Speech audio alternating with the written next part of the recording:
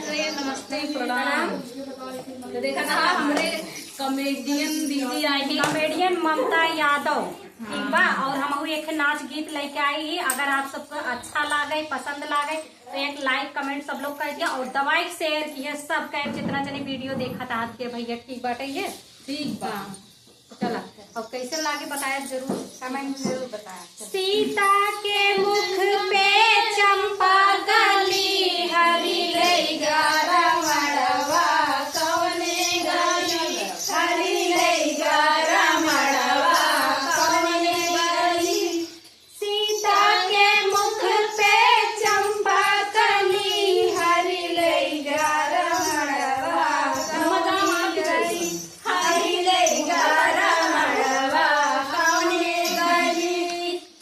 सोने की थाली में जेवना बनाए, सोने की थाली में जेवना बनाए, जेवना सीता व्याकुल खड़ी हरी लई गारा मड़वा कौने गली हरी लई गारा मड़वा कौने गली हरी लई गारा मड़वा कौने गली हरी लई गारा मड़वा कौने गली। सीता के मुख पे चंपा कली हरी लई गारा मड़वा कौने गली हरी लई गारा मड़वा कौने गली हरी लई गारा मड़वा कौने गली हरी लई गारा मड़वा कौने गली।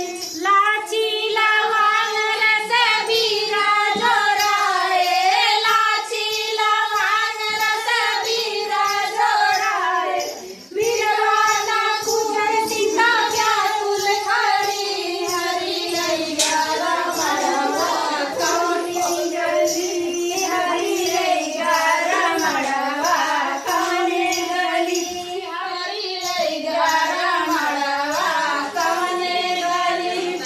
सीता के मुख पे चंपा कली हरी लई गारा मड़वा कौने गली हरी लई गारा मड़वा कौने गली हरी लई गारा मड़वा कौने गली। सोने के घैला में गेड़ुआ बनाए, सोने के घैला में गेड़ुआ बनाए, गेड़ुआ न घूटे सीता व्याकुल खड़ी हरी लई गारा मड़वा कौने गली हरी लई गारा मड़वा कौने गली हरी लई गारा मड़वा कौने गली हरी लई गारा मड़वा कौने गली। बस भैया ये गीत कैसे लगा सब कमेंट बॉक्स में जरूर बताओ चाहे इतना में